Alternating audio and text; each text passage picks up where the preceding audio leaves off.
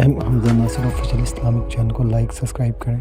ہر سال رمضان المبارک آتا ہے، گزر جاتا ہے اور ہم جہاں ہوں وہیں کے وہیں کھڑے رہتے ہیں یا دو قدم پیچھے سرک جاتے ہیں۔ تو ہمیں سوچنا چاہیے زندگی بار بار نہیں ملتی، یہ اللہ کی نعمت ہے، یہ اللہ کی کرم نوازی ہے۔ تو زندگی کے جس مرحلے پہ بھی ہیں، بچپن ہے، لڑکپن ہے، جوانی ہے، بڑھاپا ہے، سن کہولت ہے، جہاں بھی کھڑے ہیں، آپ دیکھیں کہ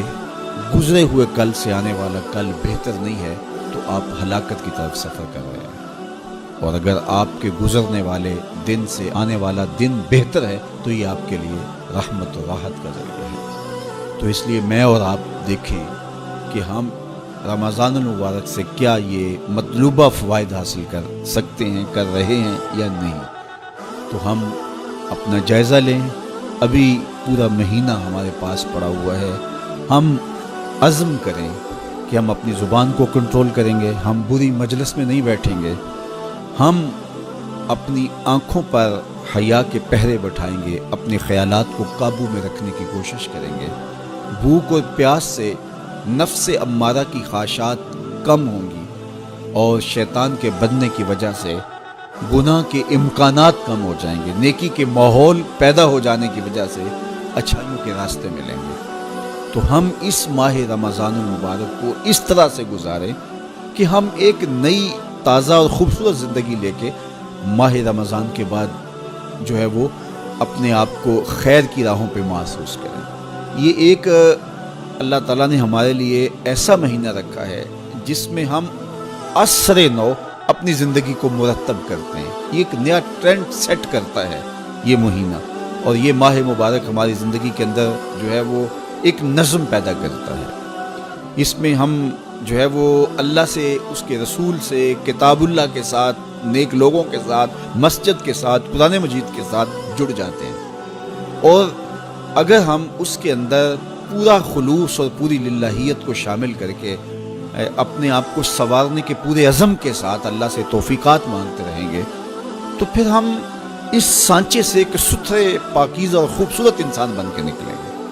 تو اس لیے ہمیں چاہیے کہ یہ مبارک مہینہ جو اللہ نے ہمیں نصیب کیا، اس مہینے کو اچھے طریقے سے ہم گزاریں، تقوی کا حصول جو اس مہینے کے روزوں کا مقصود ہے وہ ہم اپنے اندر پیدا کریں، اور ماہ سیام کا ماحول تقویٰ دیتا ہے، ماہ سیام کا باطنی نور تقویٰ دیتا ہے، ماہ سیام کے انوار تقویٰ دیتے ہیں، روزہ تقوی کی نشأت کا ذریعہ ہے، تقویٰ پیدا کرتا ہے طبع کے اندر، اور ایک نئی خوبصورت زندگی کا آغاز ہوتا ہے۔ تو میں اپنے جملہ ناظرین سے، جملہ ناظرات سے، سامعین اور سامعات سے یہ کہوں گا کہ وہ اس مبارک مہینے کی برکتوں کو خوب لوٹیں اور پوری طرح سے اس کے انوار کو اپنے اندر جذب کریں، جو روشنیاں اور جو فضاؤں کے اندر نور بکھرا ہوا ہے اس کو اپنے اندر اتار لیں اور پوری طرح سے اپنے اندر اس کو جذب کر لیں۔ پورا مہینہ جب ایک پاکیزہ ماحول میں آپ رہیں گے اور شرور سے، شر سے، بری مجلسوں سے، برے جلیس سے آپ بچنے کی کوشش کریں گے تو ایک مہینہ طبع کے اندر ایک مؤثر تبدیلی لانے کے لیے کافی ہوتا ہے۔ اور پھر اللہ تعالیٰ نے ہمارے لیے یہ کرم نوازی کیا ہے کہ ہر عمل کا اجر 70 گنا بڑھا دیا ہے، تو گویا ہم ایک قدم اٹھاتے ہیں تو 70 قدم آگے بڑھ جاتے ہیں۔ تو یہ ہمارا سفر تیز کر دیا جاتا ہے اور ہم تیزی کے ساتھ چل رہے ہوتے ہیں، اور ایک مہینہ گویا 70 مہینوں کے برابر ہو جاتا ہے۔ تو 70 مہینے مسلسل بندہ ایک نیکی کے ماحول میں رہے تو اس سانچے سے جب باہر نکلے تو پھر وہ کیسا نکھرا ہوا اور پاکیزہ انسان ہوگا۔ تو اس لیے ہمیں اس ایک مہینے کو پوری توجہ کے ساتھ صرف کرنا چاہیے اور اس کے ایک لمحے کی قدردانی کرنی چاہیے، تو دیکھنا پھر یہ مہینہ کس طرح زندگی کے اندر ایک نئی خوبصورت تبدیلی پیدا کرتا ہے۔ میں آپ سب لوگوں کے لیے